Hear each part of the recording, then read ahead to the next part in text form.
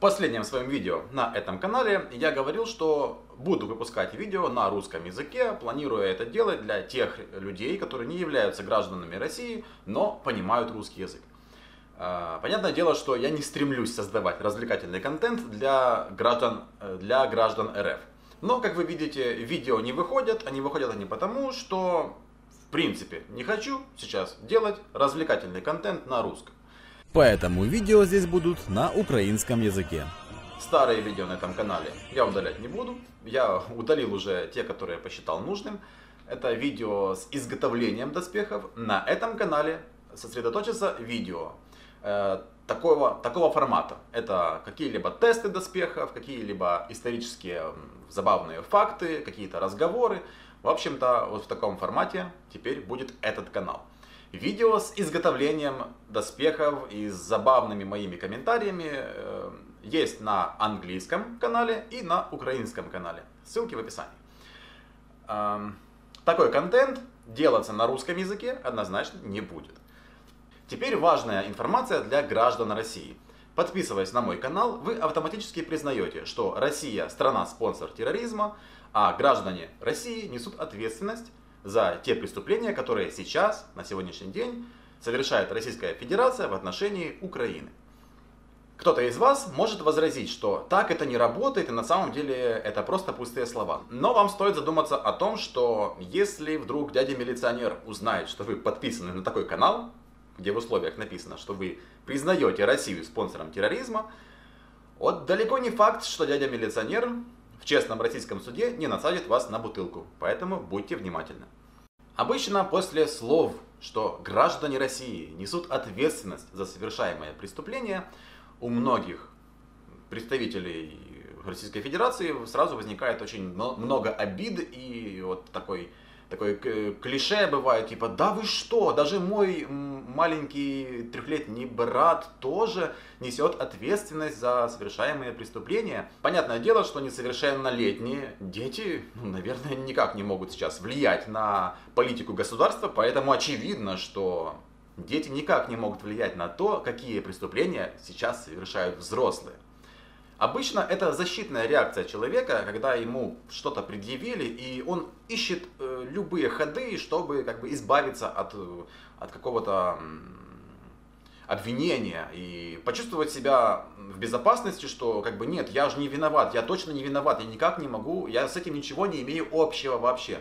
Я не участвую в военных действиях, я там ничего не делаю. Я не езжу, никого не убиваю, как я могу быть ответственен за это? Но, ребята, смотрите, если вы идете по переулку, и какой-то мужик насилует девушку, и если вы проходите мимо, то в вашей зоне ответственности было помешать совершить преступление, физически, не знаю, помочь отбиться от нападающего, или же позвонить в полицию, просто начать кричать, не знаю, бегать, размахивать руками и собирать прохожих, чтобы нападающий отстал и убежал. Это в вашей зоне ответственности. Это такой, простой, примитивный пример. Смотрите, дело в том, что вы являетесь частью экономической экосистемы России. Вы платите налоги. И как минимум это уже делает вас причастным ко всему, что делает Российская Федерация. Потому что с ваших налогов платятся военные сборы. Ваши родственники, ваши друзья, ваши сограждане работают на заводах военных, которые делают ракеты. Ваши, опять же, друзья, знакомые и так далее участвуют сейчас прям в войне и совершают преступления. И самое главное, что большая часть общества поддерживает это. То есть, как минимум, вы должны спорить, вы должны переубеждать всех своих родственников, что это неправильно. Если упростить, ситуация такая. С 1991 года Украина независимое государство. Все это время официально Россия признавала Украину как суверенное государство в этих границах. Границы были согласованы с близлежащими странами, с Белоруссией, с Россией. Также был подписан Будапештский меморандум. И ничего не могло, вроде казалось, пойти не так. А тут раз! И Россия в 2014 году вводит свои войска. Уже только с этого момента можно считать, что это агрессия Российской Федерации против суверенного государства. Все вот эти объяснения, почему Российская Федерация имела право ввести войска и так далее, это все инсинуации. Это все просто подвязка эмоциональная, чтобы граждане не возбухали. То есть чтобы вы не возбухали, чтобы вы это все поддержали, чтобы вы были диванными соучастниками, чтобы вам это все нравилось. А нравилось большинству граждан то, что вроде бы его страна вроде бы сильная, а раз он гражданин России, то он вроде бы тоже такой, ну вот, типа не хер собачий на самом деле, потому что он россиянин. И многих это устраивало. Хотя, если посудить так, для большинства, не знаю, для 99% от того, что Крым временно оккупирован Российской Федерацией, вот для вас ничего не поменялось. Вам все равно приходится ходить на работу, зарабатывать деньги, у вас, наверное, есть свои проблемы жизненные. Вам все равно. Но есть глупые люди, которые посчитали, что теперь их благосостояние улучшилось, что им теперь вот как-то на душе приятнее и жирнее. И я считаю, что это просто один из таких ходов, который укрепляет власть. То есть ваш президент, понимая, что у него некий застой и дольше он в кресле не удержится, если он не произведет впечатление такого вот вождя и лидера, который возьмет и урвет кусочек территории у другой страны. И я, откровенно говоря, видел, как вот некоторые мои знакомые из России прям так, типа как бы вроде бы и некрасиво поступили, но мы же ж сила. И это было видно, что это приятно им, что вот ну мы же ж вот можем, мы же ж это вот, мы же ж можем и так, и сяк, и какие мы сильные и хорошие. Но я считаю, что это самообман, это иллюзии, и для обычного гражданина это вот вообще не холодно, не жарко. А с другой стороны, если подумать, как можно было распорядиться всеми этими, господи, огромными деньгами, которые были потрачены с 2014 года на агрессию против Украины, и как можно было бы приподнять экономику своей страны, вместо того, чтобы выкидывать, на ракеты, чтобы просто разбомбить гражданские объекты Украины, то, понимаете, вы бы реально могли жить лучше. Так вот, возвращаясь к ответственности, вы все, к сожалению, граждане России, являетесь частью экосистемы, экономической системы Российской Федерации. Так уж сложилось, что Российская Федерация посылает совершать преступления в Украину. И вы косвенно к этому причастны. И в какой-то мере будете нести ответственность. Ответственность и вина — это разные вещи. Понятное дело, что вот не знаю, к вашему 3-летнему брату никто не придет и не предъявит, почему вот за преступление в Украине. Это понятно. Но моральная ответственность лежит сейчас на людях, которые соглашаются с тем, что происходит в Украине. Сейчас я веду несколько каналов, как я говорил. Украинский и английский язык — это видео с изготовлением интересных доспехов и с моими комментариями, с моей музыкой. Есть также лайв-канал, который я веду на украинском, там как бы про жизнь мастерской, вот всякие забавные интересные нюансы, там простые видео, просто если кому-то интересно, как вообще, что остается за кадром, можете подписаться и посмотреть. Также есть отдельный канал, там где я выкладываю видео без голоса и без музыки. Это, скажем так, черновики видео про производство доспехов. Они немножечко длиннее, там некоторые есть кадры, которые я иногда выкидываю. То есть это такой, что ли, ASMR формат, где просто молча изготовление. Некоторым это нравится, мне не жалко выкладывать и такой формат, поэтому он тоже есть, ссылка в описании. Деньги из Патреона я сейчас трачу на волонтерство, пока у меня есть эта возможность, а эта возможность есть. Поэтому собранные деньги на Патреоне я перечисляю или знакомым волонтерам, которые конкретно закупают то, что нужно ребятам, или же пересылаю напрямую, бывает закупаю какие-то вещи, типа там скобы или, не знаю, медикаменты.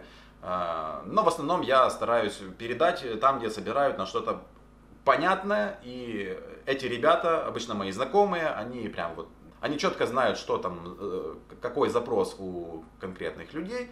Спасибо всем патронам за то, что даете возможность немножечко помочь и закрыть какие-то вопросы для наших ребят, которые защищают Украину.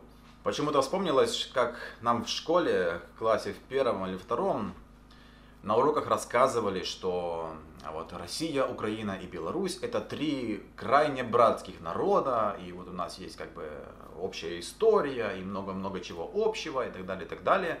И, конечно же, вот в 2014 году, когда вот это все произошло, когда войска России начали заходить в Крым, это было просто ударом вот в спину, откровенно говоря, предательство. Трудно было переварить все это, но уж точно никак невозможно было даже представить, что даже вот будет происходить то, что происходит сейчас. И уж точно невозможно было представить, что огромная часть населения будет это все одобрять. Я понимаю, что кто я такой, чтобы указывать, что вам делать.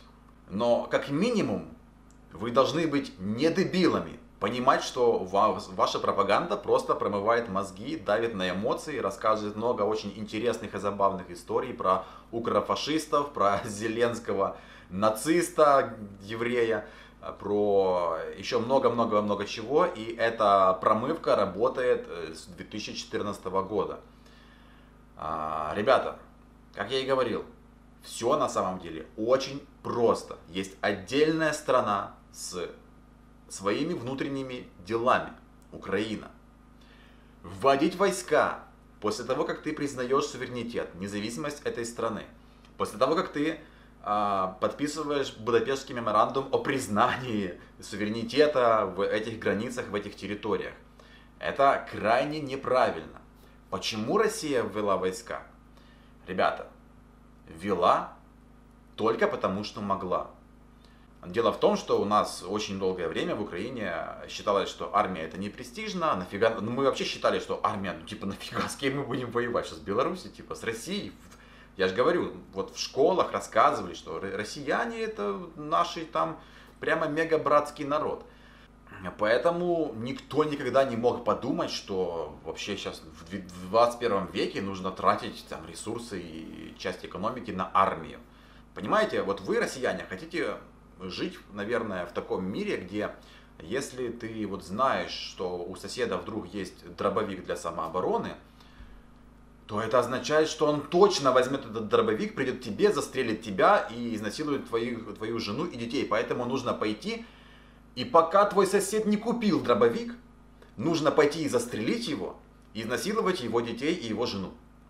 Вот у меня складывается такое впечатление, потому что обычно россияне оправдывают, ну мы не могли никак не начать войну, потому что они там что-то там готовили, и вот скоро бы приготовили, и прямо вот сейчас базы НАТО, прямо с ядерными боеголовками, прямо вот разместят и в Крыму, и вот прям в Харькове, и как начнут долбить по Москве. Просто как пример. Вы же не идете расстреливать вашего соседа, если он просто ваш сосед, да? И странно было бы, если бы после 2014 года Украина не стремилась вступить в альянс НАТО, потому что как бы мы наблюдаем, что если ты себя разоружаешь, то твой сосед обязательно введет войска и захватит часть территории. И не будет считаться ни с международным правом и ни с чем вообще. А своим гражданам пропаганда конкретно промоет мозг, и они будут довольны и все это поддерживать. Понятное дело, что с 2014 года настроение от против НАТО, нафига нам это вообще надо, настроения изменились к тому, что, блин, нам надо, в НАТО нам надо хоть куда-нибудь, потому что одна Украина не выстоит. Потому что мы понимаем, что мы себя разоружали, тут у нас есть такой вот неадекват на границе, и что нам делать?